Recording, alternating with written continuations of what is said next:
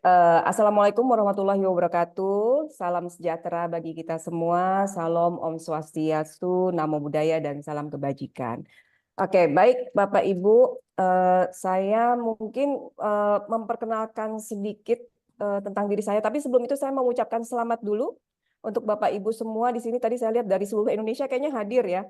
Selamat anaknya diterima menjadi mahasiswa ITB tahun 2024 ya. Selamat. Ini pasti perjuangan Bapak Ibunya dan memberikan kelegaan luar biasa ya pastinya gitu ya. Nah, walaupun anak saya bukan mahasiswa ITB nih gitu ya. Tapi saya sendiri punya kedekatan sebetulnya dengan ITB. Jadi tadi kalau dibilang Pak Hendro Iom itu sudah ada dari tahun 68, tahun 75, tahun 1975 itu harusnya kakek saya ikut gabung di IOM karena bapak saya tahun 75 itu mahasiswa ITB Teknik Sipil angkatan 75, almarhum bapak saya. Nah, itulah yang menjelaskan kenapa nama saya Ita Biliana tadi Pak Hendro sampai susah nyebutnya. Jadi Ita Biliana tuh ceritanya asalnya dari kata ITB, jadi bapak saya mengarang bebas ITB dipanjang-panjangin jadi Ita Biliana. Gitu ceritanya. Gitu. Jadi saya ini anak mahasiswa dulu. Jadi Wah, ya ampun, tahun ternyata. 75. Ini Oke. tidak Ya, apa ya, ya. tidak untuk ditiru ya. Masuk mahasiswa langsung punya anak gitu. Jadi masa kecil saya tuh naik kuda di depan ITB sama dibawa naik motor keliling kampus sama bapak saya dulu. Dan baru bulan lalu ya saya mewakili bapak saya juga untuk hadir di reuni. Jadi angkatan 75 teknik sipilnya tuh sangat masih kompak jadi masih reuni. Jadi kemarin saya datang menghadiri mewakili bapak saya. Gitu. Nah, jadi ada kedekatan dengan ITB ya gitu ya. Jadi selalu bikin kangen jalan-jalan di dalam kampusnya walaupun nggak ada yang anak saya nggak ada yang mahasiswa di ITB. Nah, sore ini saya mendapat kehormatan, terima kasih sekali untuk IOM ITB untuk sharing ya. Jadi kita sama-sama nih Bapak Ibu sore ini saya akan sharing dari pengalaman keilmuan saya karena saya psikolog klinis anak dan remaja. Dari pengalaman praktek saya kebetulan baru praktek 23 tahun ini gitu dan pengalaman juga sebagai orang tua karena anak saya juga ada nih satu mahasiswa sudah semester 6 tapi di UI ya teknik juga tapi gitu. Nah jadi nanti akan berbagi hal-hal apa saja sih yang sudah pernah saya lakukan praktekkan langsung ya baik secara dengan klien maupun dengan anak-anak sendiri. Jadi apa yang saya sampaikan insya Allah bukan hanya sekedar teori ya. Jadi ada pengalaman empiris ya gitu. Oke, saya langsung share screen, Bapak Ibu. Saya share screen bisa ya? Oke, supaya lebih jelas slide-nya. Apakah sudah terlihat? Sudah, sudah. Sudah, Silahkan. oke. Nah, jadi, nah sesuai judulnya, mahasiswa bukan siswa biasa, walaupun masih ada kata siswanya di belakangnya, di depannya ada kata mahanya nih gitu. Nah, mahanya ini membawa implikasi tertentu. Oke. Nah, tapi sebelum masuk ke materi, saya pengen Bapak Ibu masuk ke sini dulu, ya, biar saya juga lebih tahu apa sih yang ada di kepalanya Bapak Ibu nih dengan jadi orang tua mahasiswa. Mungkin aja bukan anak yang pertama ya, tapi anak yang sudah kedua, ketiga, atau mungkin ada yang anak kelimanya mungkin ya, siapa tahu ya. Silakan masuk ke www.menti.com, terus nanti ditanya kodenya ada di sini. Sebentar saya akan matikan dulu untuk mengcopy linknya. Jadi Bapak Ibu nanti gampang tinggal kliknya linknya aja. Sabar ya, sebentar. Oke. Nah ini link untuk masuk ke Mentimeternya saya share di chat. Silakan tinggal klik. Nah, sekarang saya mau ganti share screen dulu. Kita pindah ke sini. Jadi Bapak Ibu akan masuk ke menti.com. Di sana ada pertanyaan. Silakan dijawab pertanyaannya. Oke. Link ke menti.com-nya ada di chat, tinggal diklik. Atau kalau sudah masuk ke menti.com-nya, diminta nomor kodenya ada di atas ini, di layar, tinggal dilihat. 48214642. Saya tunggu di layar ini. Nah, oke. Pertanyaan pertama, dari pengamatan Anda, perubahan apa yang terjadi pada anak saat memasuki usia kuliah? Silahkan dijawab. Oke, sudah jawab. Kemandirian, lebih mandiri. Yang dimasukkan bukan nomor kodenya ya, jawabannya Bapak Ibu. Dari pengamatan Anda, perubahan apa yang terjadi pada anak saat memasuki usia kuliah? Silakan tulisan jawabannya. Jawabannya sama, nggak masalah. Nanti yang banyak nulis kata itu hurufnya akan semakin besar, gitu. Ya, lebih dewasa. Tidak mau diatur, oke. Lebih memutuskan sendiri. Stres, oke. Perubahannya ada yang jadi stres anaknya ya. Oke, jadi semangat, belajar serius, mulai serius. Kemarin-kemarin nggak serius ya, kemana aja ya sini anak ini ya. Kadang-kadang mau bikin gemes ya. Oke, lebih bertanggung jawab. Ini peserta ada 797, sudah masuk 136 jawaban. Silakan Bapak Ibu. Lebih mandiri, terstruktur, ingin mengatur sendiri. Mulai tidak suka dikepoin. Ayo nih Bapak Ibunya kepo ya. Belum ada perubahan. Diam dan fokus. Oke, nggak mau diurusin lagi. Nah, biasanya kalau nggak mau diurusin lagi, Bapak Ibunya bisa terima nggak anak yang nggak mau diurusin lagi? Gitu ya. Lebih gembira. Oke, saya rasa kalau karena keterbatasan waktu, saya cukup sampai di sini ya. Kita pindah ke pertanyaan kedua ya Bapak Ibu ya. Ini sudah masuk 180 lebih respon. Saya pindah ke pertanyaan kedua. Seberapa yakin Anda melepas anak menjalani kehidupan kampus? Oke, silakan. Wah, 30, 45 langsung bilang sangat yakin. 66. Biasa aja. 11. Yang tidak yakin 7. Ini Bapak Ibu boleh jawab ya, saya nggak tahu nih siapa yang namanya nggak akan muncul gitu. Jadi jangan takut ketahuan. Jujur aja, sebenarnya udah yakin, biasa aja, apa masih belum yakin? Belum yakin Bu, habis makannya masih disuapin gitu ya. Bangun tidurnya pagi masih saya bangunin, kalau saya nggak bangunin ya telat deh gitu. Misalnya, silakan. Tadi masuk respon 180 lebih. Jadi saya harapkan ini juga sama ya. Responnya yang masuk, ini udah berapa? Udah 190, hampir 200 kayaknya. Oke, kebanyakan yakin nih. Apa kita nggak usah terusin webinarnya, kayaknya udah pada yakin. Gimana Bu Levi?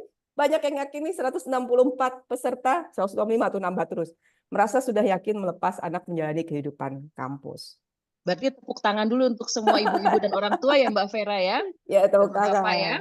Karena dari awal udah pede yakin bahwa anaknya sanggup nih. Oke. Yang masih nggak yakin, nggak apa-apa, nggak usah kecil hati. Kita bahas nih habis ini bareng-bareng ya. Apa sih yang bikin nggak yakin? Siapa tahu tadi yang sangat yakin juga, oh iya ya, kok saya nggak kepikiran itu ya. Nah, terus ya, jadi kita bahas sama-sama. Oke, terima kasih Bapak Ibu. Untuk jawabannya di Mentimeter saya tutup ya. Oke, kita kembali lagi ke materi utama. Nah, kalau dilihat dari situ kan saya udah kelihatannya jadi yakin tidaknya, terus pengamatannya sudah sejauh mana. Tadi kalau dilihat dari pertanyaan pertama memang lebih banyak yang jawab mandiri, mandiri, mandiri. Terus berhubungan dengan yang pertanyaan kedua, ternyata lebih banyak juga orang tua yang yakin. Oke, baik. Kita bahas dulu ya materinya ya. Jadi Bapak Ibu, anak kita nih di usia kuliah itu 18 ya kebanyakan ya, masuk usia 18 tahun. 17 mau ke 18 atau sudah 18 tahun ini. Nah, jadi ada tahap perkembangan, ada masa perkembangan dalam kehidupan manusia. Itu kurun usianya 18 sampai 25 tahun, itu kita sebutnya emerging adult. Beda sama dewasa muda ya, gitu. Ini mereka belum dewasa muda, tapi masih yang di awal banget gitu ya. Kalau dewasa muda kita bisa ngomong 25 sampai 30-an. Nah, itu baru dewasa muda. Ini tuh emerging. Emerging tuh kalau bahasa Indonesia itu baru muncul gitu, baru masuk gitu ya. Baru kalau di pintu tuh baru tok tok tok assalamualaikum gitu, baru masuk ke masa dewasa. Nah, apa sih yang terjadi, perubahannya apa di usia ini? Oke, yang jelas secara fisik pertumbuhan kayaknya udah stop ya. Jadi tingginya memang udah mencapai itu, apalagi udah mulai melambat ya. Mentoknya di 20, nanti tumbuh badannya tuh udah masa pertumbuhannya sudah mencapai masa akhir. Ya, tapi tulangnya tambah kuat. Oke, nah itu mungkin sekilas aja. Nah, yang lebih mau saya ajak Bapak Ibu perhatikan adalah masalah perkembangan otaknya. Oke, Bapak Ibu boleh angkat tangannya satu begini, mau tangan kiri, mau tangan kanan, bebas terserah supaya lebih jelas dengan penjelasan saya. Satu aja Bu Ai. Oke, satu. Nah, bayangin tangan ini otak ya, gitu. Pergelangan tangan ini batang otak, telapak tangan ini otak belakang, terus si jempol ini adalah bagian dari sistem limbik, di dalamnya ada amigdala. Nah, ini yang mengatur emosi. Kita lipat ke dalam, posisinya di dalam. Terus 4 jari ini adalah korteks. Nah, korteks ini yang bergelombang. Nah, kalau di gini mirip otak kan ya. Korteks itu yang bergelombang, yang siapa yang di rumah makan Padang suka pesen gulai otak? Nah, tuh kelihatan tuh yang bergelombang tuh korteks ya. Nah, jadi ini kita bayangkan seperti otak. Di bagian depan atau persisnya di belakang dahi kita ini ada bagian namanya prefrontal cortex. Prefrontal cortex ini adalah bagian yang membantu kita untuk mengambil keputusan, menyeimbangkan antara rasio dan emosi, memikirkan konsekuensi jangka panjang. Oh, kalau saya lakukan ini sekarang, akibatnya nanti akan apa? Itu bagian itu. Kita singkat PFC ya, prefrontal cortex ini. PFC ini baru berfungsi optimal itu di usia 20 tahunan. Baru mulai berfungsi optimal. Di bawah usia itu, perilaku, pemikiran, ya itu lebih dikuasai, lebih didominasi oleh emosi. Gitu. Contoh gampangnya nih, gampangnya biasanya ibu-ibu nih, Mahendro ya coba intinya, contohnya. Ibu-ibu masuk mall. Ibu Ai merek favoritnya apa?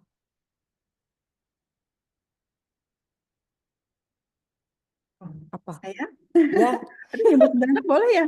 boleh. Oke. Apa ya? Misal Max Spencer. Misal. Max Spencer. Oke, masuk mall Max Spencer tiba-tiba ada tulisannya sale 85% plus all items. Yang terjadi apa dengan otak kita? Ngeblok nih emosi yang bicara. Kita borong lah situ semua. Kalau PFC-nya belum berfungsi optimal. Tapi karena Bu Ai, saya, kita semua Bapak Ibu kan udah dewasa ya. Jadi kita bisa nih ngerem. Wah sel, tapi tunggu dulu. Uangnya kan buat bayar kos-kosan si anak. Uangnya kan buat bayar UKT ya, nggak tahu di ITB istilahnya apa tuh. UKT. Jadi nggak ditahan, nggak jadi itu kita. Jadi kita nggak mengikuti emosi. Nah, kalau anak-anak yang di bawah usia 20 tahunan, ya kayak anak-anak kita sekarang, ini mereka ngeblok begini, susah nih untuk turun dulu. Perlu dibantu. Ya, jadi mereka akan cenderung untuk mengikuti emosinya dalam bertindak dan mengambil keputusan.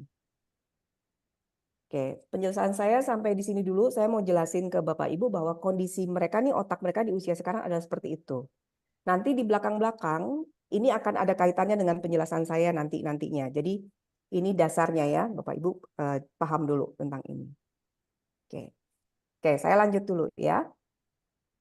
Oke, jadi ingat mereka sangat dipengaruhi oleh emosi karena PFC-nya belum berfungsi optimal.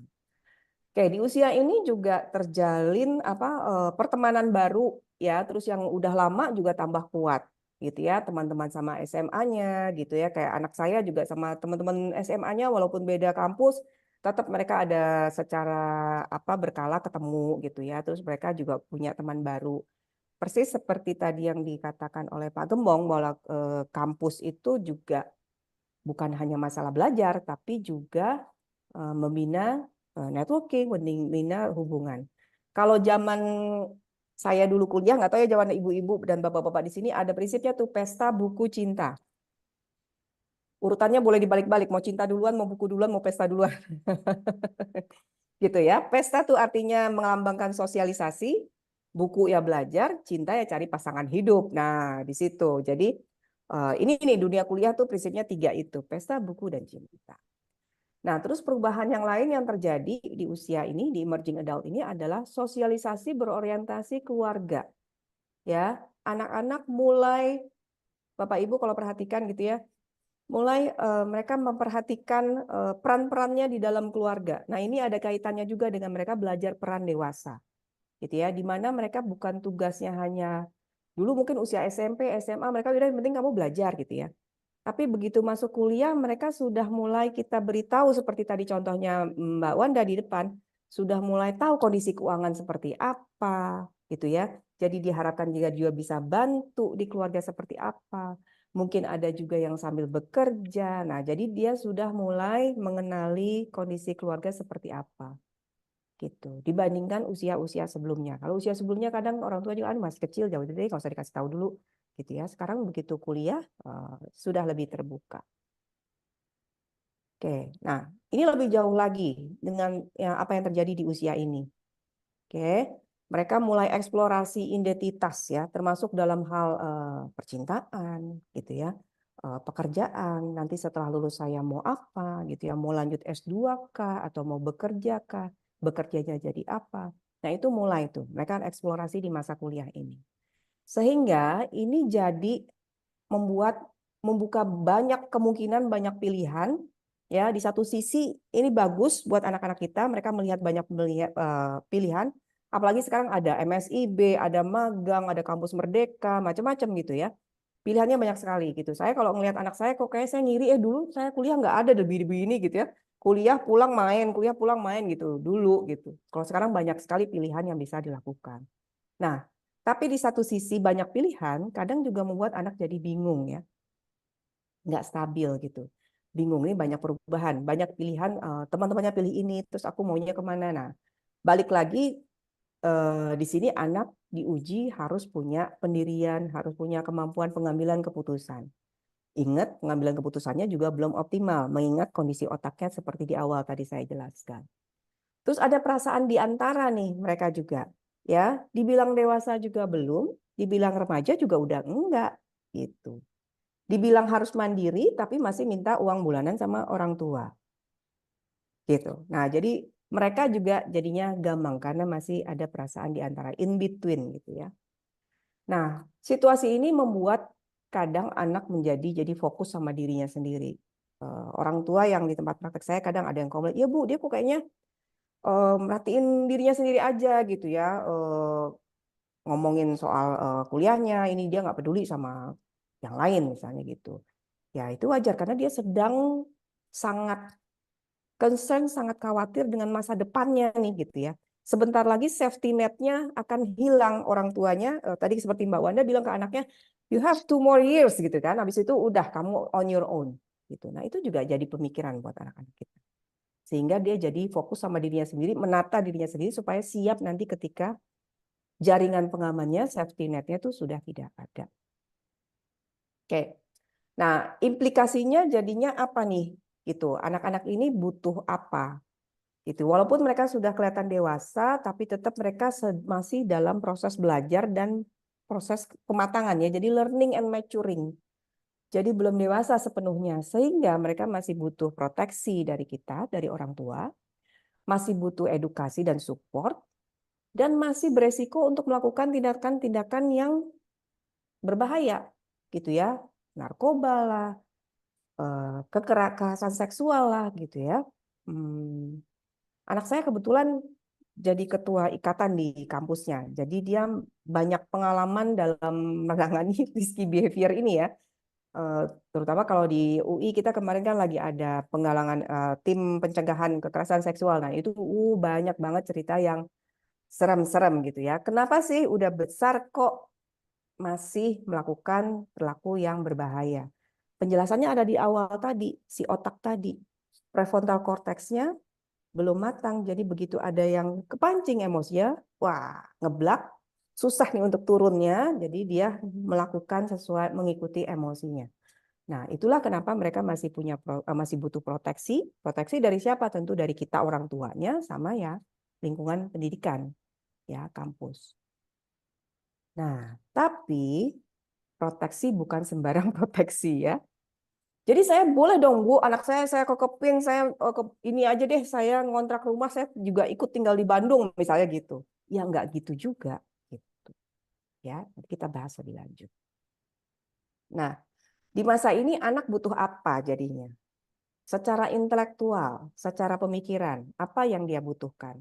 Ya, yang bisa menunjang dia untuk melewati masa emerging adulthood ini dengan mulus-mulus saja.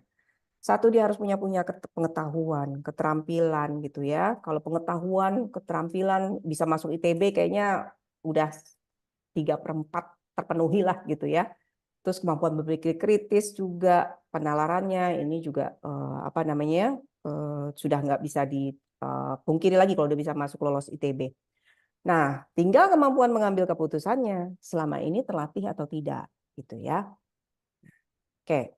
Terus berikutnya yang dibutuhkan juga adalah secara psikologis atau emosi. Mereka perlu punya pandangan positif tentang diri sendiri. Karena tantangannya akan banyak sekali di masa kuliah ini. Kalau dia merasa dirinya udah kurang, aduh saya emang nggak bisa apa-apa, saya bodoh dan sebagainya, itu akan sulit untuk menghadapi tantangan. Ya, terus juga harus regulasi emosi yang baik. Tadi ingat dia harus meregulasi emosinya supaya nggak ngikutin emosinya sehingga logikanya bisa main dan bisa mengambil keputusan yang tepat. Oke, dan bisa bertanggung jawab pada dirinya sendiri. Tidak menyerahkan tanggung jawab itu pada orang lain, tapi dia merasa bahwa dia punya tanggung jawab atas dirinya sendiri. Aku ya harus bangun pagi karena ya aku yang kuliah, gitu ya. Nah, itu bentuk salah satu contohnya. Nah, terus aset penunjang lainnya dari sisi sosial. Anak mahasiswa masih butuh rootedness, keterhubungan, connectedness, merasa koneksi ada dengan orang tua, dengan teman. Kalau tadi siapa tadi yang bilang ya tumbuh sendiri, menyelesaikan masalah semua sendiri gitu ya, orang tua tidak bantu. Pak Gembong lagi ya tadi ya salah satu contohnya ya. Mengurusi semua sendiri, termasuk tadi anaknya Mbak Wanda mengurusi semua pendaftaran sendiri. Tapi masih ada rasa koneksi dengan orang tuanya. Dia tahu orang tuanya support, tahu orang tuanya mendoakan, dan orang tuanya juga bertanya gimana update-nya. Nah, itu juga dibutuhkan. Termasuk ketika sudah kuliah sudah berjalan. Gitu.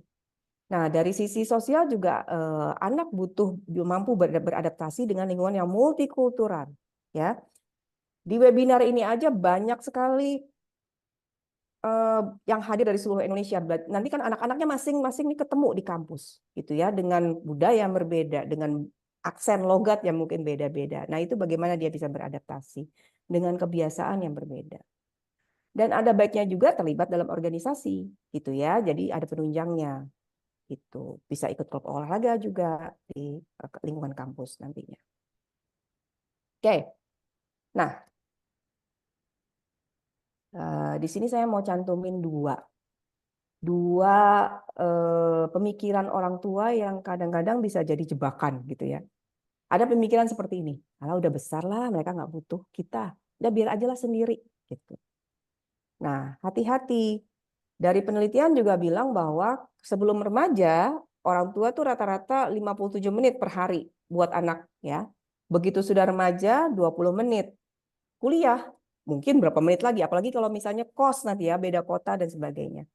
Nah, ini yang perlu nanti disiasati, bahwa dengan pemikiran bahwa mereka tetap butuh kita loh. Gitu. Oke. Nah, di sisi lain ada orang tua yang punya pemikiran gini, mau segede apa dia mau kuliah, mau semester berapa, mau kuliah di mana, keluar negeri S2, S3, dia tetap baikku. Aku tetap mau urusin. Gitu. Kalau ada yang begini ngakunya diam-diam aja ya, Bapak Ibu ya. Oke.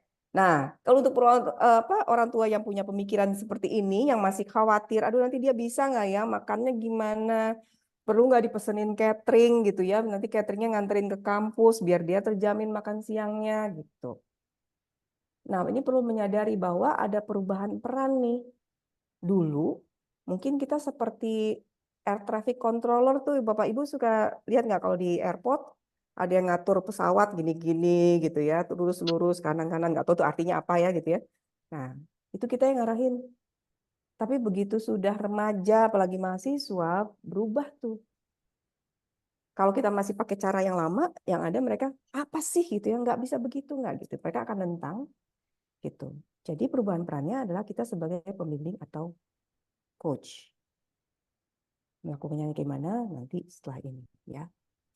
Nah, tantangannya nih apa nih? Ini dari pengalaman praktek saya ya, setelah pandemi itu ada yang berubah loh Bapak Ibu dengan kita, dengan para orang tua. Saya juga mengalami dan ternyata banyak temannya. Saya nggak tahu nih Bapak Ibu di sini. Setelah pandemi kan anak-anak kembali ke sekolah, ya. Ternyata itu diiringi dengan rasa cemas yang lebih besar dari sebelumnya pada orang tua.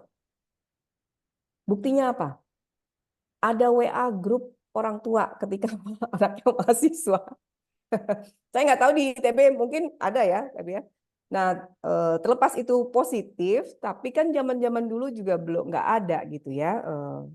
Ada WA grup orang tua, dan itu tadi yang mau pesan catering untuk anaknya mahasiswa itu kejadian beneran, itu terjadi di WA grup salah satu kampus gitu ya. Jadi kecemasannya lebih besar. Sehingga karena kecemasannya lebih besar mendorong orang tua untuk intervensi lebih dalam. Nah, ini tantangannya nih bagaimana kita kepada anak-anak kita yang mahasiswa nih jangan seperti itu gitu ya. Bagaimana kita mengelola si cemas tadi. Nah, terus tantangan berikutnya yang kedua adalah anak-anak kita nih mahasiswa sekarang ini masuk Gen Z. Gen Z itu yang lahirnya tahun 97, dari 97 sampai 2012. Kurun waktunya. Nah, ini yang dikenal sebagai generasi strawberry, dipencet blenyek gitu ya. Dikit-dikit mental health, dikit-dikit kena mental, dikit-dikit bilang depresi, dikit-dikit bilang I wanna die gitu ya. Terus nanti bapak ibunya panik, Bu, anak saya mau bunuh diri gitu. Nah, ini banyak banget Bapak Ibu ya Gen Z ini. Karena mereka kalau dipikir ya, mereka terbiasa dengan segala sesuatunya cepat, instan. Beda sama saya atau kita dulu lah. Ini kalau dilihat dari muka-mukanya kayaknya kita generasi X ya. Gitu ya. Angkatan 90-an semua nih masuk ke kuliahnya.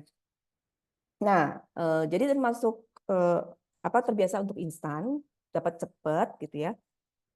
Begitu ada kesulitan, nah gampang patah jadinya, gampang rapuh. Nah, tugas kita juga sebagai orang tua nih untuk bagaimana biar ini balance.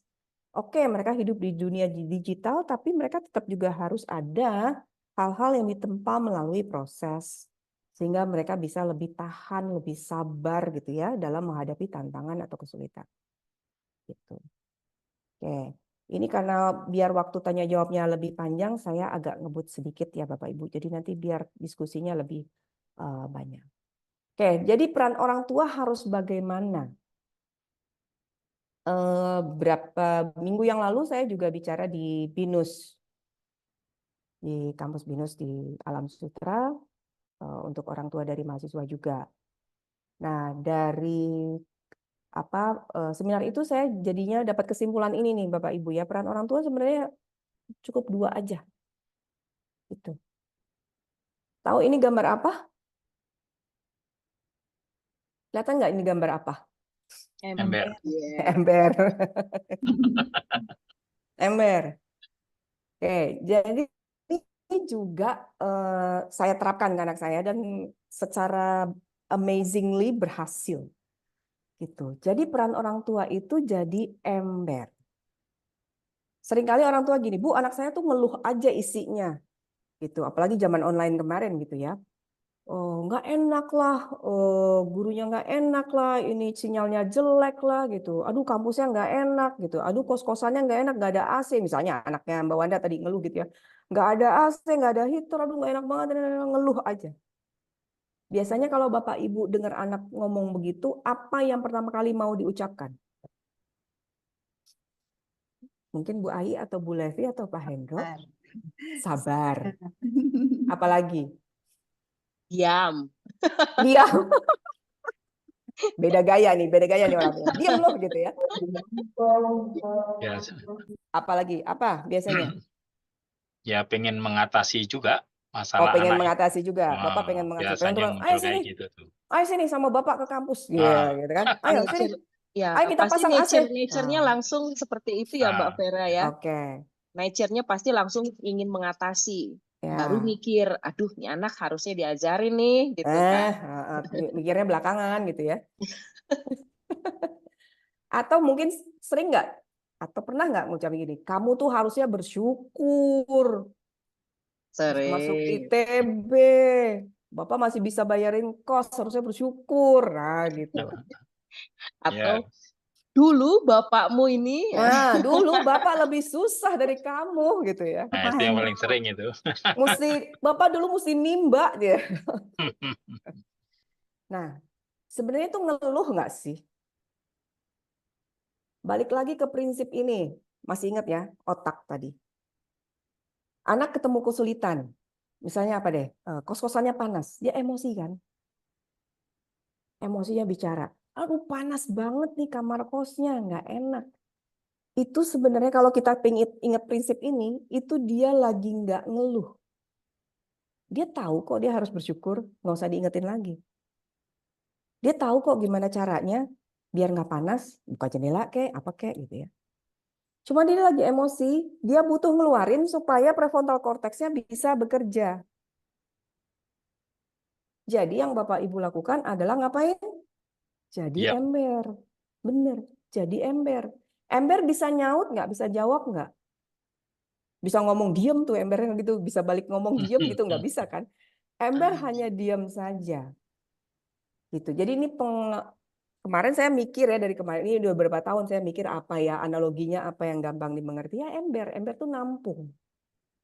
Nampung dengan tujuan apa? Membantu supaya emosinya keluar semua, prefrontal cortex-nya bisa bekerja. Nanti dengan sendirinya begitu dia sudah tenang, emosinya sudah kita dengarkan, dia merasa kita mendengar, menerima, memahami apa yang dia alami, itu solusinya nanti ketemu sendiri. Percaya deh. Cuma ya tantangannya kita mesti sabar-sabar untuk menahan, untuk nggak ngomong duluan. Untuk tidak terus ngasih solusi. Gitu. Ini kan niat kita adalah gitu ya, sulitnya jadi orang tua kan kita dari satu sisi harus mendidik, tapi di satu sisi lain kita juga pengen bantuin. Tapi bagaimana membantu juga mendidik gitu. Nah, ember ini udah pernah saya praktekkan juga sebagai ibu. Itu luar biasa sih nahannya untuk tidak ngomong ya, apalagi emak-emak ya gitu ya. Kamu tuh ngeluh-ngeluh terus, nah itu udah pengen gitu. Tahan aja. Jadi dia ngeluh, oh gitu ya, iya bete banget ya. Cuma komentar-komentar gitu aja. Begitu udah selesai, dia rilis. Akhirnya terus dia bilang, ya udah deh, aku kerjain aja deh tugasnya. Nah, itu tuh yang tadi kita mau dia lakukan, itu dia ngomong sendiri akhirnya. Dengan kita hanya jadi ember. Oke, ternyata ya Mbak ya, ternyata. Dan kita ternyata. nggak usah capek-capek ngomong. Cuma, oh gitu ya, ih bete banget deh, cuma gitu doang. Cuma ngebumbu-bumbuin doang. Gitu ya. Tapi itu perjuangannya luar biasa untuk nahan, pasti. Oke, terus peran kedua. Berhubung prefrontal cortex-nya belum berfungsi optimal, kita orang tua yang masuk jadi prefrontal cortex. Terutama untuk peran melihat pilihan. Bicara dengan anak usia remaja dan mahasiswa, gitu ya, emerging adulthood, itu kita nggak bisa, pokoknya kamu harus begini. Kayak mama dulu begini loh, kamu juga begini. Udah diem aja pokoknya nurut, nggak bisa begitu. Jadi kita kasih pilihan. Oke, kalau ibu, kalau ayah lihatnya kamu punya 3 pilihan. A, B, C. A, kalau kamu lakukan A, konsekuensinya adalah 1, 2, 3. Kalau kamu lakukan B, konsekuensinya adalah 1, 2, 3. Kalau C, konsekuensinya adalah juga 1, 2, 3. Jadi setiap pilihan kita uraikan dengan konsekuensinya masing-masing, lalu biarkanlah anak memilih pilihannya beserta konsekuensinya sesuai yang dia sanggup untuk jalani. Gitu. Misalnya tadi paling gampang pemilihan kos ya. Tadi saya lihat di chat banyak yang ngomongin soal pemilihan kos-kosan. Kos-kosan A nggak ada AC-nya tapi kamar mandi dalam. Kosan B ada AC-nya tapi kamar mandi luar. Misalnya katakanlah gitu. Ya jarak dari kampus itu di breakdown. Itu kita jadi prefrontal cortex-nya sampai nanti akhirnya anak terbiasa untuk berpikir, memilah segala sesuatunya bahwa dia punya beberapa pilihan. Itu. Banyak kasus bunuh diri Bapak Ibu ya karena anaknya tidak terlatih untuk melihat pilihan-pilihan itu tadi ya. Cuma ada satu jalan ini mampet ya udah selesai gitu. Nah, ini jadi panjang dan banyak cakupannya.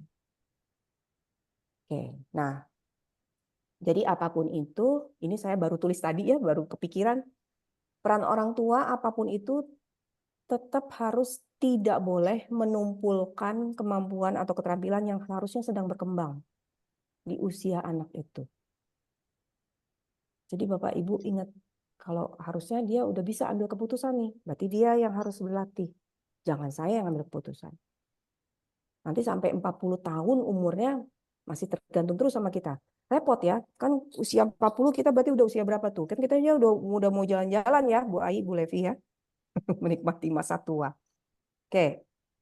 Nah, jadi intinya itu. Jadi jangan sampai menumpulkan. Nah, sekarang sampai ke slide terakhir dari saya. Mungkin, tapi nggak apa-apa sekarang aja ya, saya tanya, ini gambar apa? Bapak, Ibu, Bu Ai mungkin sama Bu Levi bisa jawab, ini gambar apa? Mobil balap ya? Mobil Paris balap. Dakar. Paris Rally. Dakar, rally, benar.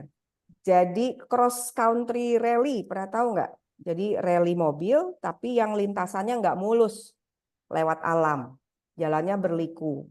Ya, ini perumpamaan lagi. Kalau saya suka pakai perumpamaannya biar gampang jelasinnya. Di dalam mobil ini ada berapa orang? Wah, Siapa dan siapa? driver dan navigator. Oke, driver dan navigator. Drivernya itu anak kita yang mahasiswa. Navigatornya kita. Mobilnya itu kehidupannya si anak kita. Sekarang saya tanya, navigatornya boleh nggak ngasih taunya sambil bentak-bentak? Tidak boleh. Boleh Nggak. aja tuh. Boleh aja tuh. Tadi ada Oh, yang boleh. jawab kan, diam gitu kan, diam. Boleh. Tapi hasilnya apa? Drivernya jadi apa? Ngambek. Ngambek, sebel gitu ya. Nggak bahagia dia. Ya, Gitu kan. Jadi udah ngikutin aja. Tapi itu bukan jalan hidupnya sebenarnya. Bukan dia yang mau gitu. Kan kita mau anak kita bahagia ya. Terus pertanyaan berikutnya. Boleh nggak navigatornya tidur aja atau mainan handphone? enggak. Boleh sih, tapi Boleh sih, tapi apa? Jadinya apa? nggak ada yang bantu navigasi. Jadinya apa? Sewa Jadi navigator lain. Nyasar mobilnya. Nyasar. Nyasar, bener. Salah ambil jalan, masuk jurang. Nah, Atau kita terlambat ngasih tahu atau ya, Mbak. telat, iya. Kita nggak ngeh, nggak peka nih gitu ya. Dia lagi butuh, dia lagi jalan arah, kita nggak peka. Udah deh, salah gitu. Udah terlanjur. Gitu. Boleh nggak navigatornya? Udah deh, sini. Ayah aja nyetir, kamu di samping. Pasti sering kejadian gemes-gemes gitu ya. cuma Boleh. ayah aja balap sendiri. Jadinya apa? Anaknya sih aman-aman aja jadinya duduk di samping kan nggak nyetir. Kita ini yang wah kita yang repot gitu yang ini. Nanti Anaknya nggak akan bahagia, pernah bisa happy. nyetir. Nggak akan pernah bisa nyetir. Dia nggak akan pernah ambil keputusan. Nah, jadi di situ kita mainin takarannya, tarik ulurnya gitu. Jadi bayangin kayak navigator. Sekian dari saya kembalikan ke moderator untuk tanya jawab. Aduh, Mbak Vera, thank you banget loh. Saya sampai lupa Sama-sama. kalau jadi bertugas jadi moderator. Oke, makasih banyak Mbak Vera. Jadi kepada para ember atau kepada para navigator yang sore ini masih menyimak dengan Mbak Vera ya. Inspiratif banget Mbak Vera, maksudnya ini kan sebenarnya adalah keseharian yang sudah kita alami ya sejak lama gitu. Tapi kadang-kadang kita juga ini ya out of idea mau ngapain dan clueless banget gitu ngadepin anak-anak mahasiswa nih. Tapi kalau tadi dengan masukan Mbak Vera di saat bahwa memang betul secara emosional mereka masih sangat terdorong oleh emosional karena itu lebih ke arah secara perkembangan fisik dan sistem neurosistemnya juga masih belum sempurna. Dan di sini peran kita memang tadi saya tersentuh bahwa bagaimana kita peran orang tua menggantikan dari kebelum sempurnaan itu ya prefrontal cortex ya Mbak Vera ya. Betul. Mana Betul. kita menjadi ember, sungguh inspiratif. Mungkin saya ember dalam ukuran toren kali ya Mbak ya. Oh, Ya, nampungnya bisa banyak kalau torrent. nampungnya banyak, iya. Dan kemudian juga bagaimana kita mengarahkan pilihan, memberikan pilihan begitu banyak, tentunya dengan experience hidup kita ya Mbak ya. Ya. Oke, dan juga memberikan risiko-risiko seperti itu. Oke, Teh Ai, kenapa masih termenung-menung memikirkan ember apa, warna apa baiknya? Tenung ember tadi ya. Jadi bilang Mau sabar itu sebetulnya nggak tepat juga ya Mbak Vera ya.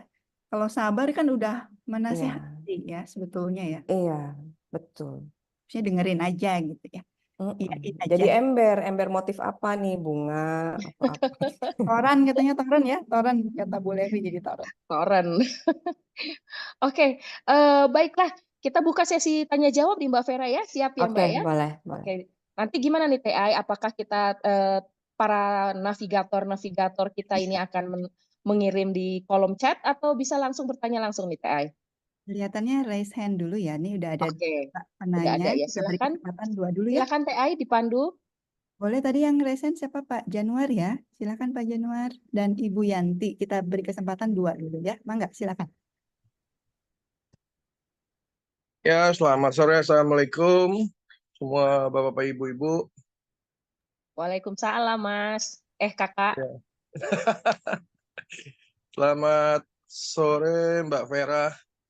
Mau nanya dong. Boleh. Iya, Pak. Silakan. Kebenaran saya kan anak saya angkatan 2023 ya. Nah, saat ini yang kami rasakan teman-teman angkatan 2023 itu sepertinya banyak yang masih belum menjadi ember. Gitu loh. Masih menganggap anaknya itu bayi mereka.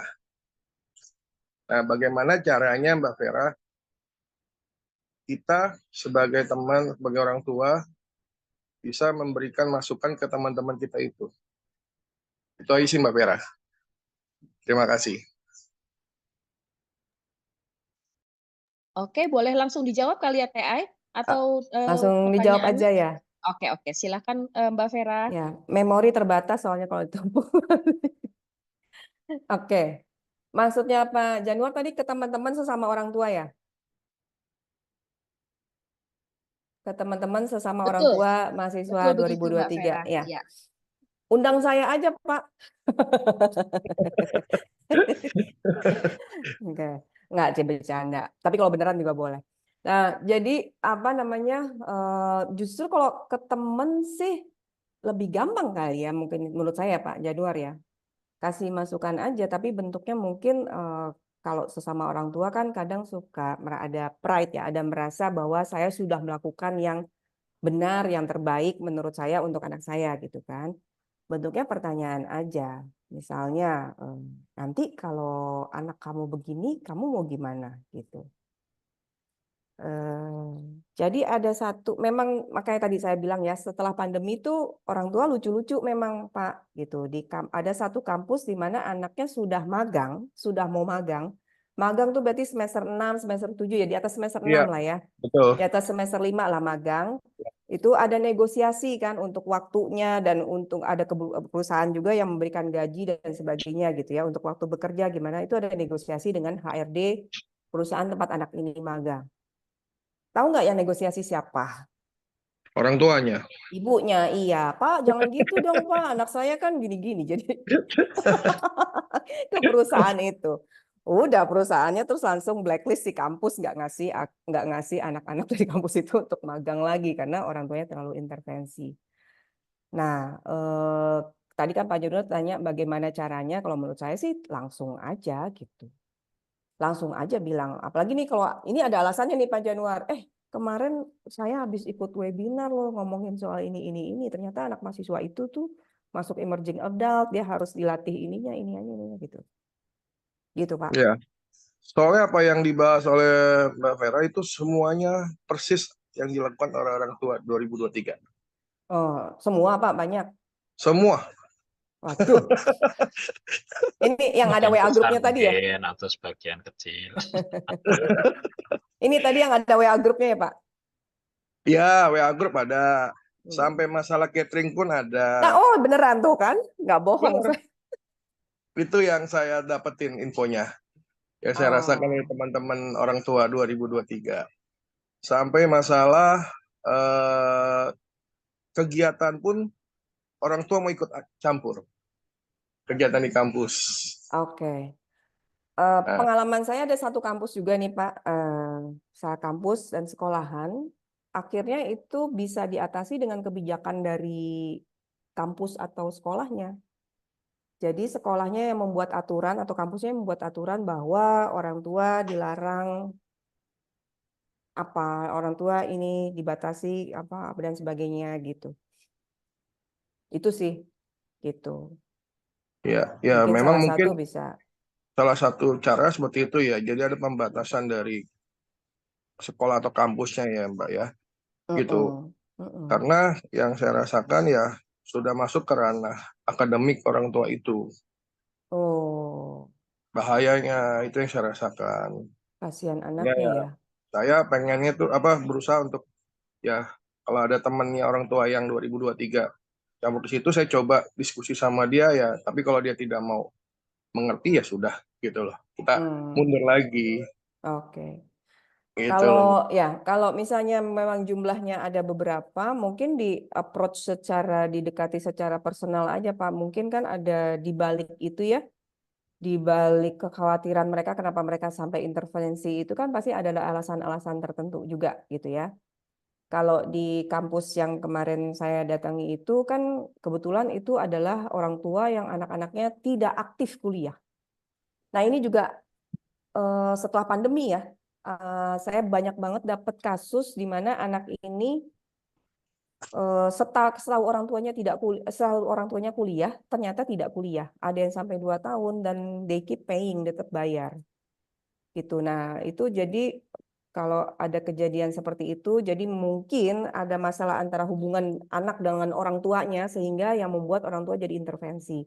Nah, jadi kalau begitu yang diperbaiki, yang dibenahi adalah hubungan antara si orang tua sama si anaknya sendiri gitu. Jadi saya pernah Oke. ketemu sama orang tua yang, ya Bu, saya dibohongin 2 tahun gitu. Dia bilang 2 tahun dia kuliah, harusnya dia semester 4, ternyata dia belum mulai sama sekali. Nah, yang kayak gitu. Baik-baik. Gitu. Ya, Gitu terima Pak Jonan, kasih. semoga menjawab ya. Oke. Siap. Ya, Makasih Mbak jawabannya. Sama-sama. Nur, iya, terima kasih makasih ya, Mbak Mbak Vera. Vera, terima kasih jawabannya. Kita udah banyak banget yang ngacung nih ya, satu persatu aja. Ya, mudah-mudahan Iya, iya, kebagian semua nih, Bu Vera. Teh Levi, Ya. ini ada Ibu Yanti, mangga Bu Yanti, silakan. iya. Silakan Bu Yanti. Masih di mute teh. Ya, sudah di-unmute Nuhun. Terima Iya. kasih banyak kesempatan yang diberikan kepada saya juga sharing. Rasanya bermanfaat sekali. Analogi-analogi yang digunakan membuat saya juga tersadar gitu ya. Sebetulnya saya echoing penanya sebelumnya terkait sama intervensi orang tua. Kalau kita ngember sebelumnya itu juga biasanya dilarang. Kalau yang ini analogi hari ini justru jadilah kita mesti ngember malah. Ngembernya diem tapi ya Bu, bukan Biar diem, ngember. bukan betul, bukan ngemel. Analoginya bisa kena gitu ya. Tapi Ya. saya mungkin ingin echoing tadi bahwa saya sudah ikut beberapa grup OTM ITB gitu. Ada beberapa grup yang saya terpaksa left juga karena nggak tahan gitu ya. Maksudnya pembicaraan atau discussionnya itu sampai urusan baju anak, nyari seragam apa gitu. Come on, anak-anak sudah masuk kuliah dalam hati saya gitu ya. Rasanya sudah lewat masanya. Ditanya ngurusin besok pakai apakah ospek bajunya boleh hitam, celana putih atau whatsoever, menurut saya it's too much ya. Jadi saya live group aja gitu. Tapi harapan ke depan sih bukan berarti ini. Cuma saya ingin menanyakan gitu ya, karena selain kita sebagai ember dari anak-anak, anak-anak itu biasanya juga punya ember-ember lain nih. Nah, di masa kuliah ini apa sih peranan mungkin kalau mereka jauh dari orang tua gitu ya, teman gitu. Sementara kita juga mungkin nggak bisa monitor di kos-kosan itu apakah ada yang udah dewasa jauh dari mereka gitu usianya, yang membuat kita juga sedikit cemas terhadap kalau mereka rentan terhadap ember-ember di luar yang kita nggak bisa validate. Sebetulnya embernya cukup secure nggak untuk anak kita. Satu itu, yang kedua juga dari sisi kampus gitu ya, ITB sendiri apakah juga melakukan semacam ada additional ini ya bukan services gitu ya, tapi semacam ini juga yang membuat anak-anak bisa lebih terbuka gitu ya. Mungkin selain kalau di SMA kan mereka punya kayak bimbingan konseling gitu ya. Nah, kalau di ITB ini seperti apa modelnya? Karena sudah nggak setiap hari dimonitor sama wali kelas atau guru gitu. Terima kasih banyak atas kesempatannya. Ya, Oke. sebelum menjawab pertanyaannya Mbak Vera, mungkin perlu dijelaskan sedikit ya Mbak Vera ya, boleh dikasih tambahan untuk di ITB sendiri ada Biro Konseling, Ibu masih dalam Direktorat Kemahasiswaan. Nanti penjelasan lebih lengkapnya kita akan share di grup ya Bu ya, karena Biro Konseling ini memang salah satu fasilitas dari ITB untuk mahasiswa. Nah, silakan Mbak Vera, mungkin pertanyaan yang tadi Mbak Yanti ya Mbak ya. Ya. Ya, oke. Makasih Bu Yanti pertanyaannya. Saya mendapatkan sedikit masalah konselor. Di setiap kampus sih semestinya sudah menyediakan ya. Kalau di ITB ada biro konseling, karena itu sudah jadi kebutuhan juga. Apalagi kalau kita bicara Gen Z ya, generasi Z itu isu mental health besar sekali, big issue gitu di mereka. Gitu. Kalau di UI kita ada Poli Makara itu yang mereka bisa datang dan free gitu. Nah, tadi ya punya ember-ember lain. Nah, jadi Bu Yanti sesama ember berkenalan lah. Intinya itu. Jadi kita mesti tahu juga ember lain itu siapa. Jadi kita mendekatkan diri juga gitu ya, kenalan juga. Kan ada prinsip teman anak kita ya, anak kita juga gitu. Apalagi kalau dia udah punya pacar, pacarnya pasti jadi ember juga tuh. Gitu. Jadi kita kenalan juga. Nah, kalau tadi ada konselor di kampus, nah itu kan berarti another ember yang mungkin kita bisa udah tahu lah ya, valid gitu ya dari kampus.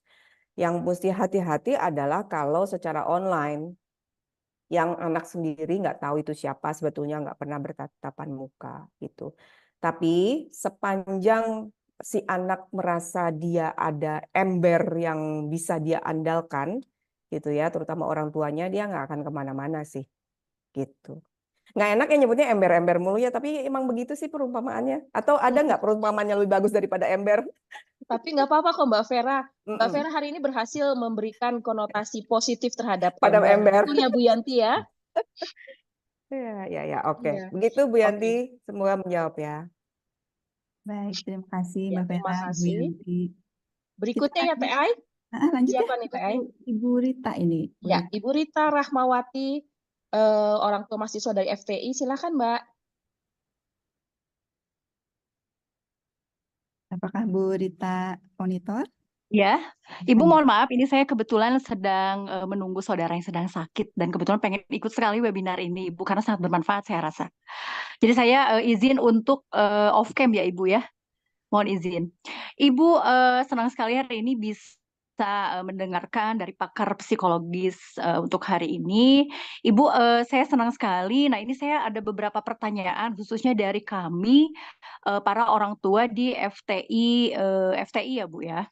Jadi begini Bu, kita menyikapi masalah psikologis anak. Nah, di mana ada beberapa dari kita itu, misal nih kita sebagai orang tua, tiba-tiba terinfo dari ITB-nya sendiri atau enggak dari orang tua yang sudah mempunyai alumni-alumni kakaknya di atasnya, bahwa di ITB ini sedikit banyak itu anak-anak itu ada bukan semacam tekanan ya, ada semacam misal nih contoh kecil saat ini kan akan diadakan TPB ya Bu ya, TPB. Nah, di mana TPB ini masa pengujian anak. Nah, apakah kita sebagai orang tua wajib atau tidak bolehkah mengintervensi anak dalam artian sementara kita tahu nih kalau di ITB ini sangat keras dan di mana di ITB ini kita dipaksa mau tidak mau menyampaikan informasi kepada anak. Contoh kecil, misal nih untuk nilai sekian-sekian tidak akan lulus dan konsekuensinya begini-begini. Nah, apakah dampak psikologis terhadap anak itu apakah bagus kita sampaikan atau kita redam atau gimana caranya? Sementara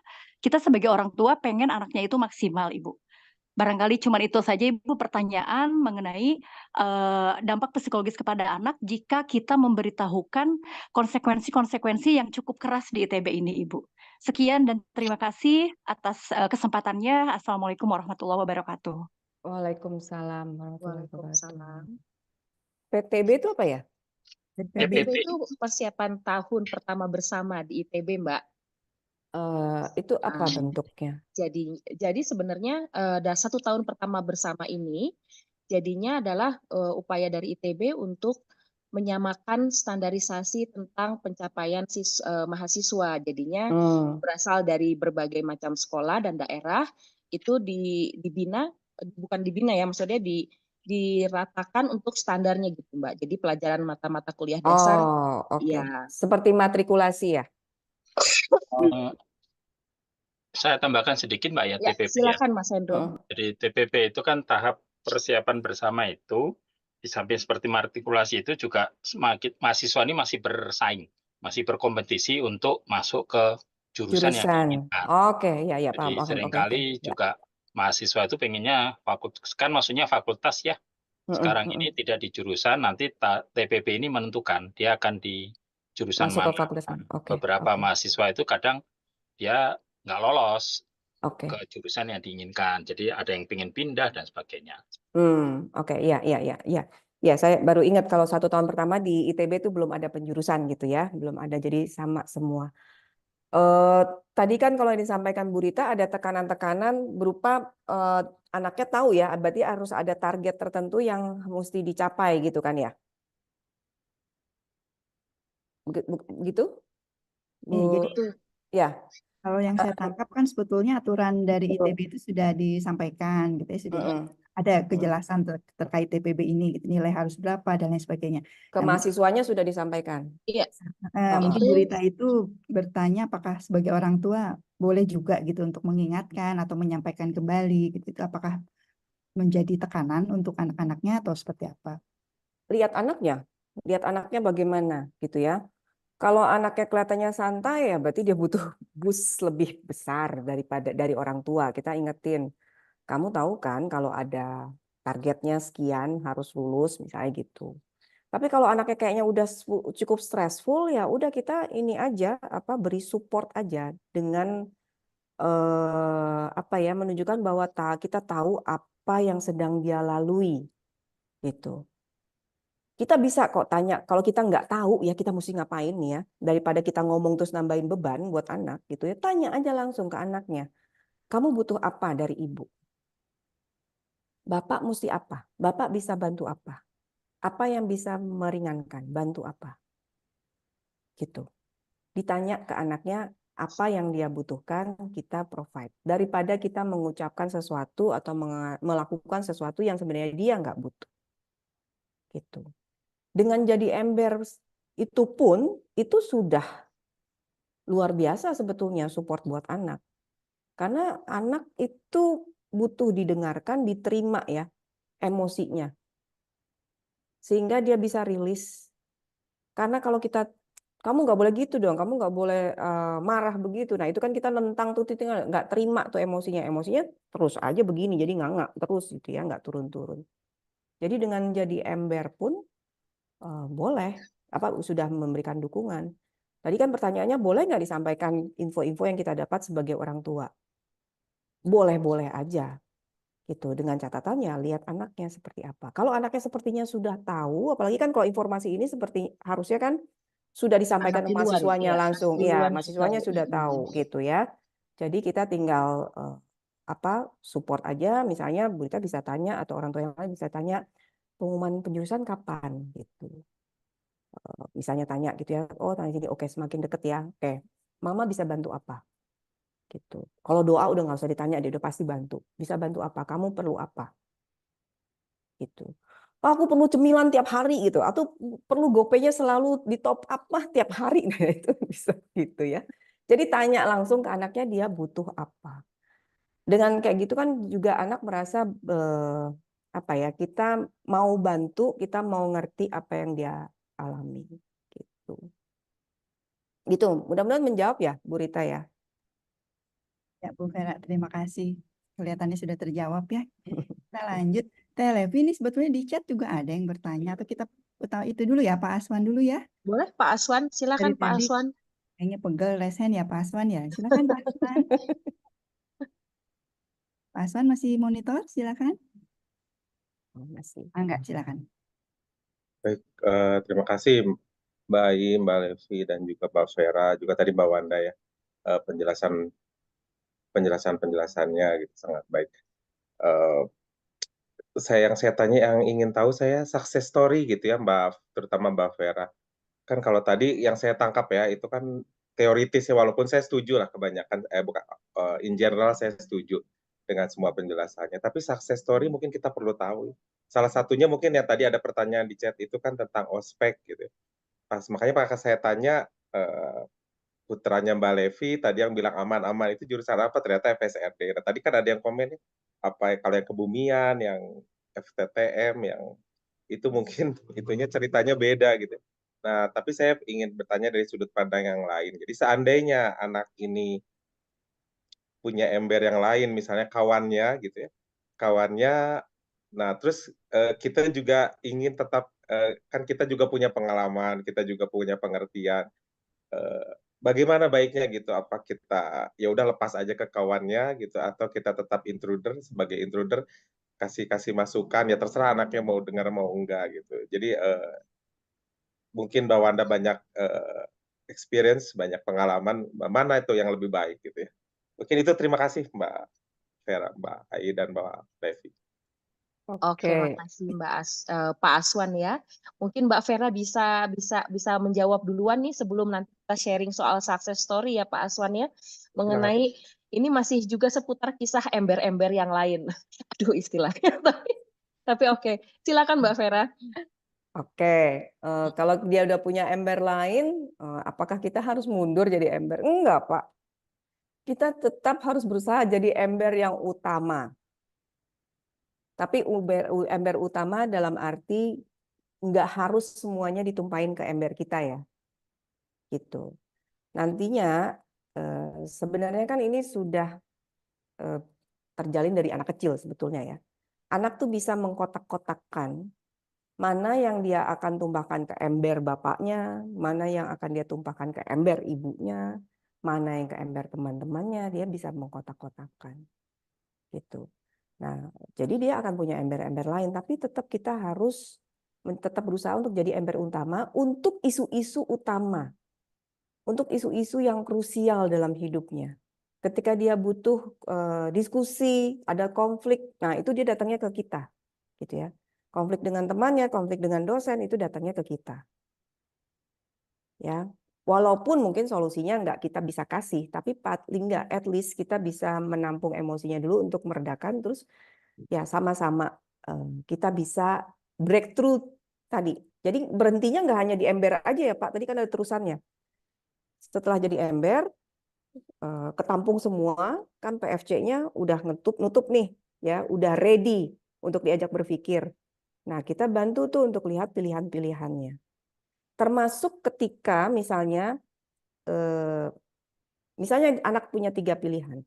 Salah satunya kita nggak setuju sebagai orang tua. Misalnya apa ya, isunya apa ya, yang pasti nggak setuju. Masih kuliah udah nikah kayak bapak saya lah dulu ya. Gitu. Setuju nggak kira-kira? Enggak kan? Jadi pilihannya tuh kita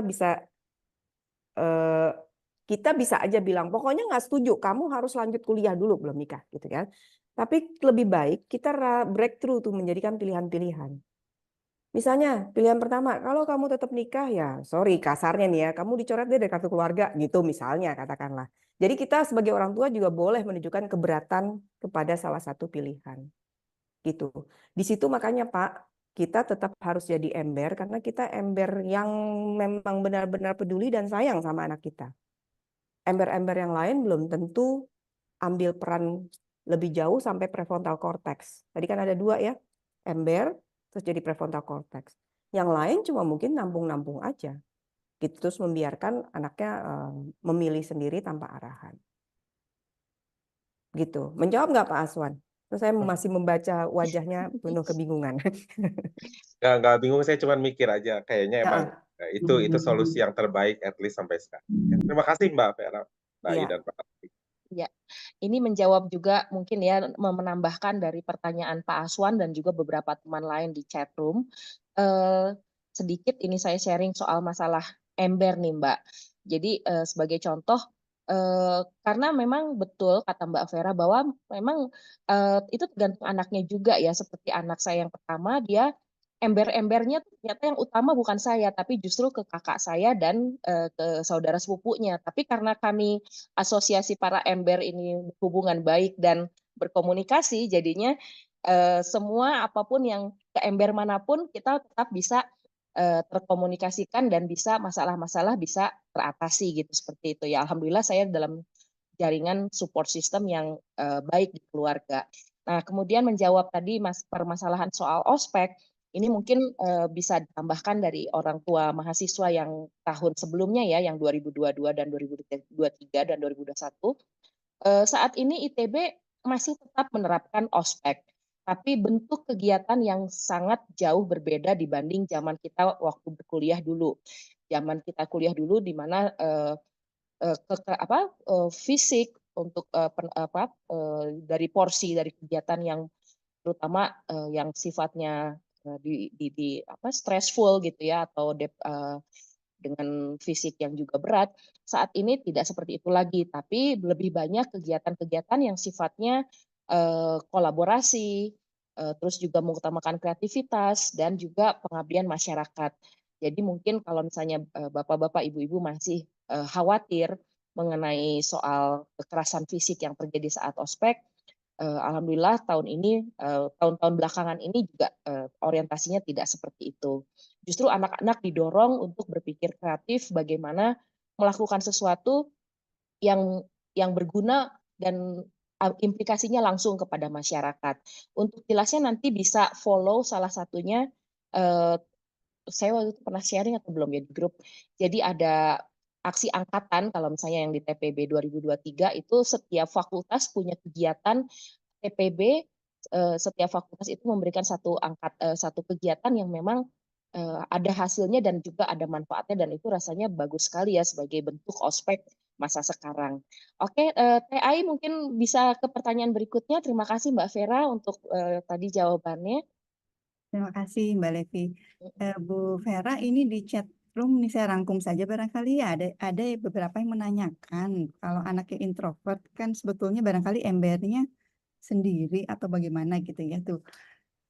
Mungkin bisa langsung disampaikan Bu Vera terkait karakter anak yang introvert ya. Ya, maksudnya anaknya jadi ember untuk dirinya sendiri gitu ya. Jadi biasanya kalau anak introvert kan nggak banyak cerita ya kelihatannya ya atau seperti apa Nah, introvert bukan berarti dia nggak butuh cerita. Introvert bukan berarti dia nggak butuh ember. Justru anak introvert sangat sulit mencari ember yang dia anggap, sulit mencari orang yang bisa dia anggap sebagai ember. Gitu, untuk sulit gitu ya, untuk cari orang yang bisa paham dia. Makanya terus dia cenderung keep it to herself atau himself lah, jadinya dipendem aja. Tapi yang udah baru aja seperti kayak klien saya tadi pagi, ya karena banyak dipendam, jadinya munculnya dalam bentuk masalah yang lain gitu ya, masalah emosional yang lain, masalah perilaku yang lain yang muncul kayak misalnya ibunya keluhan, kok dia gampang sekali marah, gampang sekali tantrum, padahal usianya sudah remaja akhir gitu ya. Nah itu bisa munculnya seperti itu jadinya. Jadi tetap butuh ember. Nah caranya gimana supaya kita bisa tetap jadi ember si anak introvert ini gitu ya.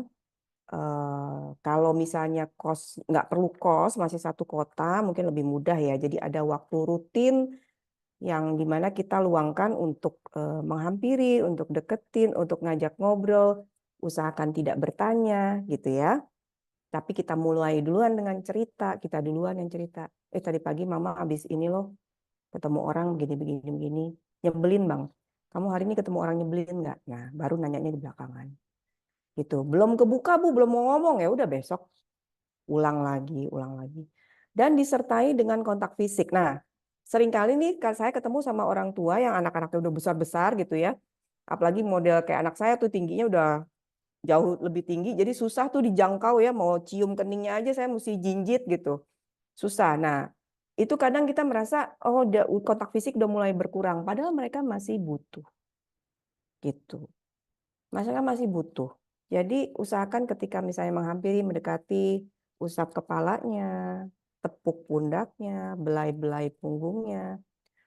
Ada juga orang tua yang bilang, ya Bu, dia di depan komputer terus gitu ya.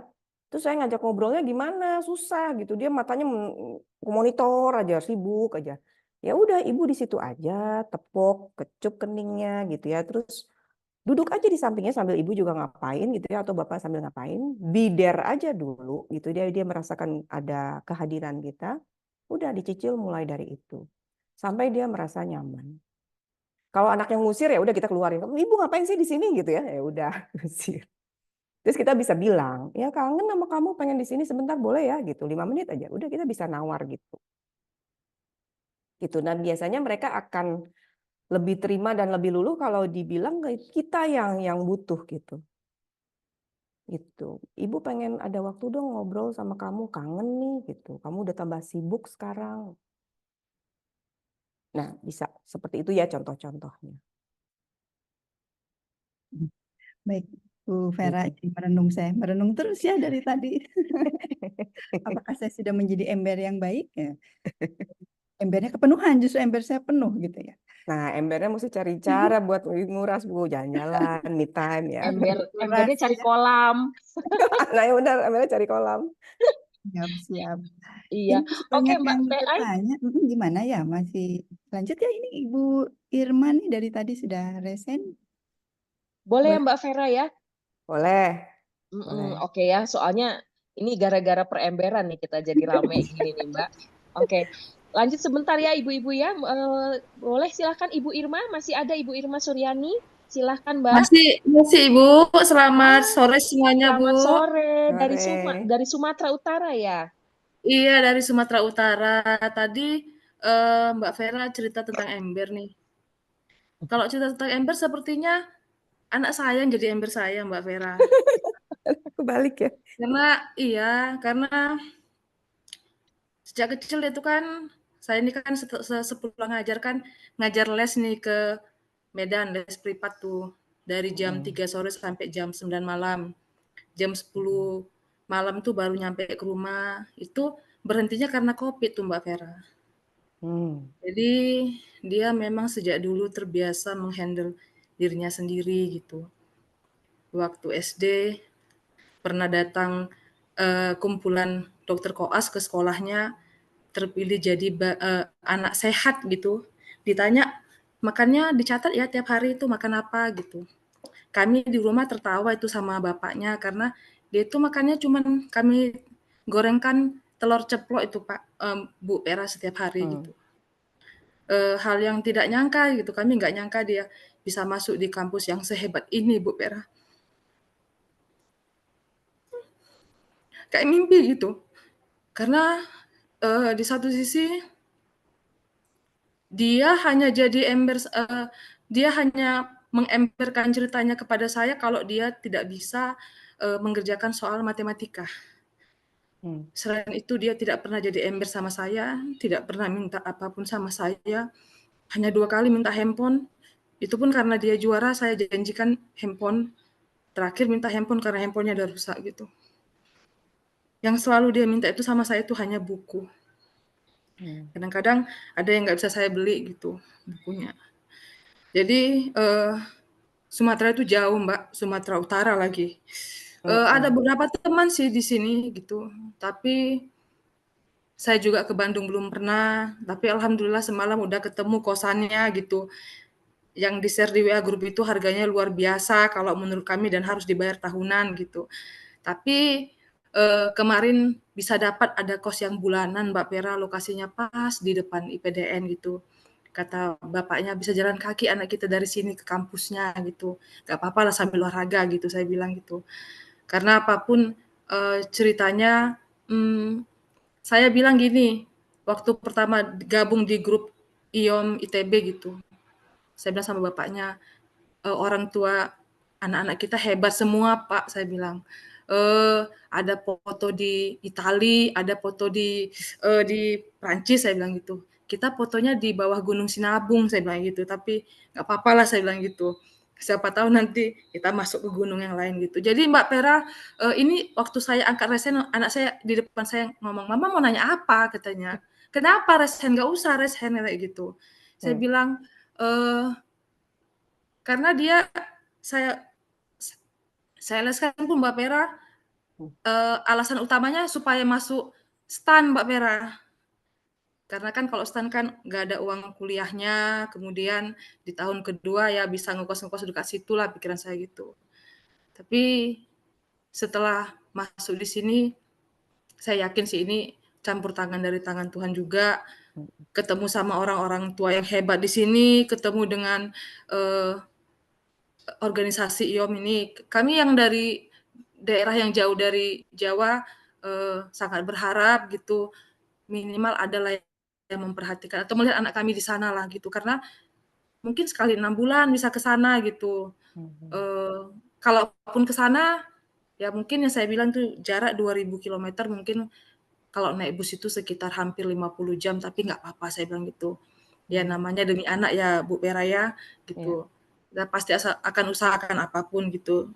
Yang penting kami khawatirnya gini, soalnya tadi saya ada baca di chat itu ospeknya bagaimana gitu. Saya ini guru SMK Mbak Vera. Saya ngajar sistem robotik. Tapi dulu elektronya dari Unimed, Universitas Negeri Medan, jauh lah sama ITB dibandingkan gitu. Tapi ya itu mungkin karena anak saya sering lihat saya gitu, makanya dia pilih rekayasa karena dia pengennya memang masuk teknik elektro sama kayak mamanya, cuman dia maunya di sana ya. Alhamdulillah tercapai. Terima kasih semuanya. Aduh, Ibu Irma, alhamdulillah terima kasih sekali loh untuk sharing-nya, Bu. Ya, kita juga merasakan ya Mbak Vera ya, turut berbangga, turut haru dengan perjuangan Ibu Irma dan anak-anaknya. Semoga semua dilancarkan ya jalan ke depannya, Ibu. Silakan Mbak Vera untuk diberi tanggapan, Mbak. Iya, aduh ikut terharu deh gitu. Bu Irma, dengan Bu Irma mendukung keputusan anaknya untuk kuliah di ITB, nemenin nyari kos gitu ya, ngasih telur ceplok gitu setiap hari. Itu juga udah jadi ember sebetulnya gitu. Ada anak-anak atau ada orang tua yang mungkin memang tidak terbiasa untuk bercerita ya, untuk mengekspresikan emosi. Karena mengekspresikan emosi itu nggak gampang, apalagi kalau kita nggak terbiasa. Orang tua kita dulu mana ada, orang tua generasi X mana ada. Bagaimana perasaanmu hari ini, kamu suka apa enggak gitu ya. Nggak ada, kita nggak pernah ditanya begitu. Jadi kita pun nggak terbiasa. Jadi ya sangat dimaklumi Ibu kalau misalnya memang ya embernya belum terpenuhi. Tapi anak bisa lihat embernya ada gitu ya. Embernya selalu ada di situ, kapanpun dia butuh bisa ke sana. Dan embernya tetap cantik, motif bunga-bunga, jadinya dia niru ya, mau masuk elektro juga sama kayak ibunya gitu. Itu udah sesuatu loh Bu Irma gitu. Nah ini untuk kuliah, nih anaknya masih ikut dengerin kah? Masih? Nah, oke. Dek, nanti sama Ibu bikin jadwal ya, seminggu tiap hari apa, jam berapa video call. Setiap seminggu sekali boleh, 3 hari sekali boleh gitu ya. Supaya ibunya, mamahnya nggak kangen. Ya, bukannya mau ngecek kamu, tapi supaya mamanya nggak kangen. Gitu. Oke. Kayak sukses ya buat anaknya ya Bu Irma. Thank you Mbak Vera. Teh Ai, Yes, aduh, yes. ini kenapa jadi mengandung bawang begini webinarnya? Terakhir-akhir ya. Iya. Salam untuk semua di Sinabung ya Ibu Irma. Oke, berikutnya Teh Ai, kita masih bisa ya bertanya lagi nih Mbak Vera. Iya, Mbak Vera. Boleh. Ini Ada Pak Basir. Pak tapi Basir? Mas Gembong ngacung loh, jarang-jarang nih. Oh ya, Masuk coba. lagi ngacung. Mas Gembong, ada yang mau ditanyakan Mas? Atau tips dan trik menjadi ember? Silakan Mas Gembong. Iya, makasih. Saya mendengarkan dari tadi, menarik memang diskusinya. Saya mungkin hanya ingin memberikan masukan aja dari pengalaman saya selama ini membantu mahasiswa yang terkena masalah. Terus juga mahasiswa-mahasiswa yang struggle ya untuk beradaptasi dengan lingkungan di ITB. Jadi ada beberapa poin yang ingin saya sampaikan. Mengingat generasi Z ini adalah generasi yang extremely smart and fast. Jadi mereka tuh sangat cerdas dan sangat cepat.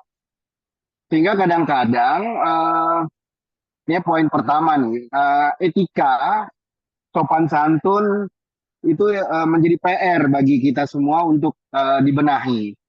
Saya pernah membantu satu orang mahasiswa yang hampir DO, sudah di ujung jurang pun ketika saya perjuangkan, dia merasa perjuangan itu nggak penting gitu. Jadi ketika saya sedang bernegosiasi dengan pihak rektorat, anak ini main game di handphonenya, seperti tidak peduli dengan nasibnya sendiri. Sementara kita berjuang untuk memperjuangkan nasib dia gitu. Jadi ini ada hal-hal yang memang mungkin tadi agak sedikit ya dibahas soal etika dan apa namanya sopan santun. Terus yang kedua itu soal ospek ya. Jadi memang tidak bisa disamakan dengan masa lalu ITB ya, di mana ospek itu sangat begitu kejam, ada tampar-tamparan, ada dorong-dorongan, ada yang ekstrim. Kali ini memang ospek ini saya rasa tidak perlu terlalu dikhawatirkan karena semuanya berjalan dengan lebih soft dan tentunya di bawah pengawasan semua pihak di lingkungan ITB karena kami tidak mau ada ekses dari ospek itu. Dan menurut saya bagi orang tua ada baiknya anak-anak ini diberikan kebebasan untuk bisa bisa menjalaninya secara mandiri karena pada hakikatnya kita orang tua itu harus mampu, harus tega untuk mereka melakukan kesalahannya sendiri dan belajar dari kesalahannya sendiri, bukan belajar dari kesalahan orang lain. Saya melihat bahwa ITB so far sangat menjaga para mahasiswanya agar bisa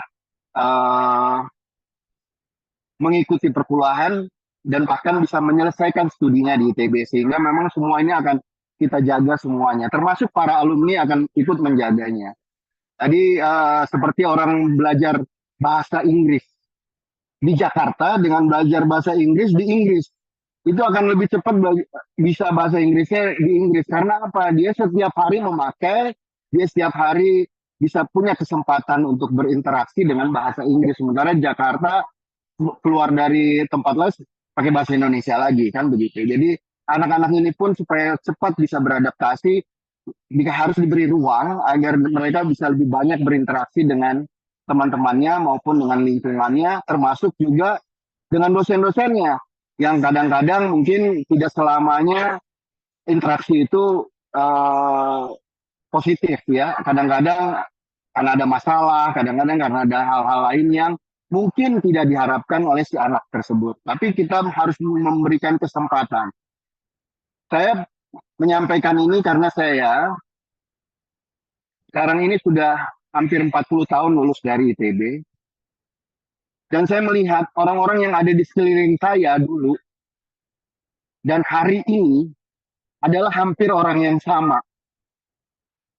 Dan orang-orang itu adalah orang-orang yang dulu berjuang dengan hidupnya tanpa diberikan fasilitas dan kemanjaan oleh orang tuanya. Jadi kalau kita pengen anak-anak kita sukses, ada baiknya kita memberikan ruang kepada dia untuk bisa berekspresi lebih jauh dan membuat kesalahan-kesalahan sendiri yang kemudian dia belajar dari kesalahan-kesalahan itu.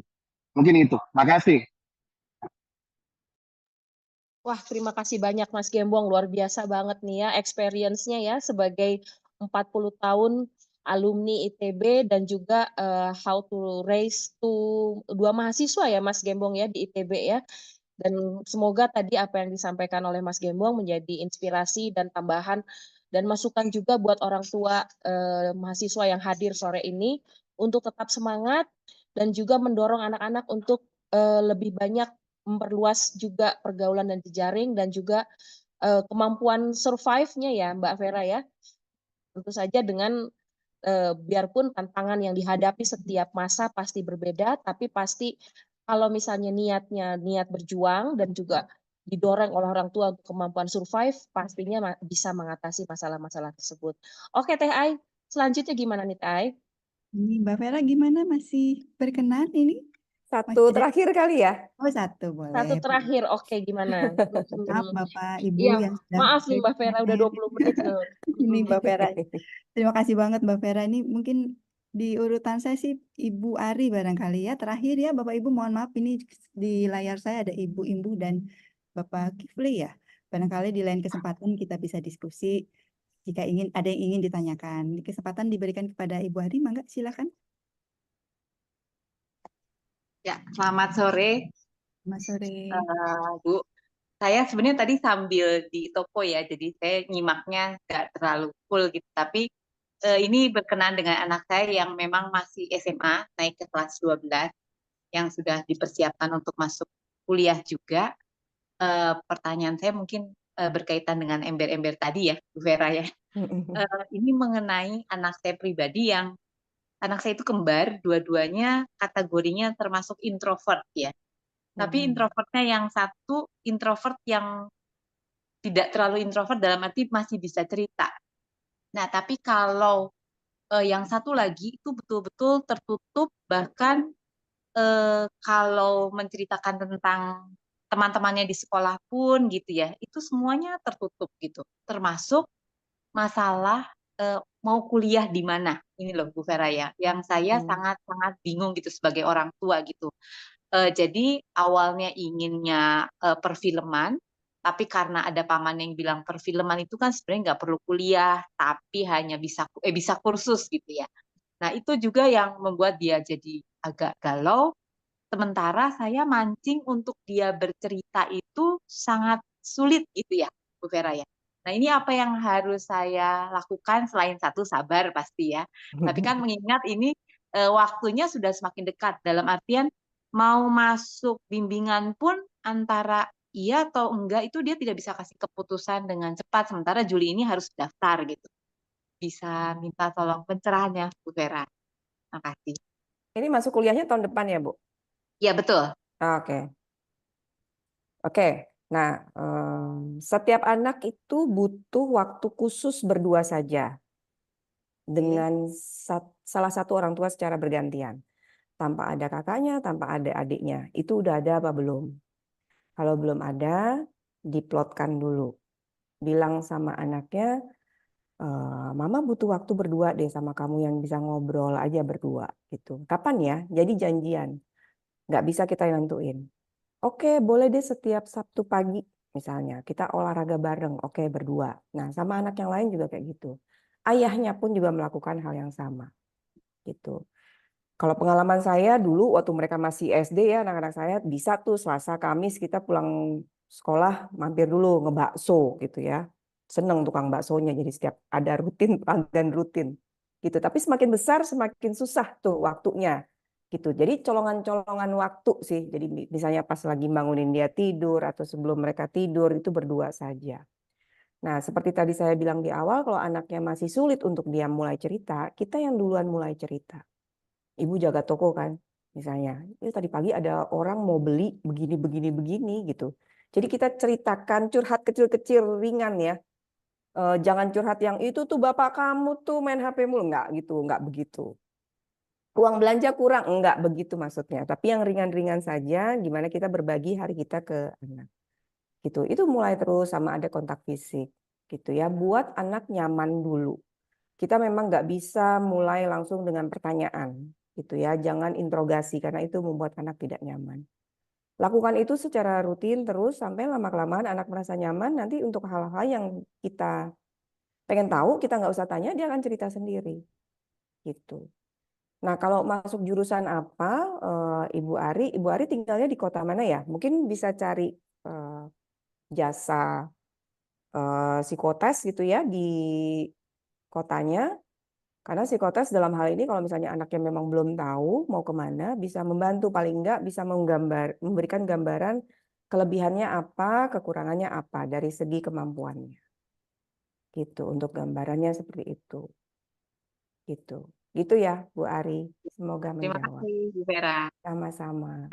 Thank you banget. Terima Oke. kasih, selamat mendampingi para mahasiswanya ya, Terima Bapak Ibu.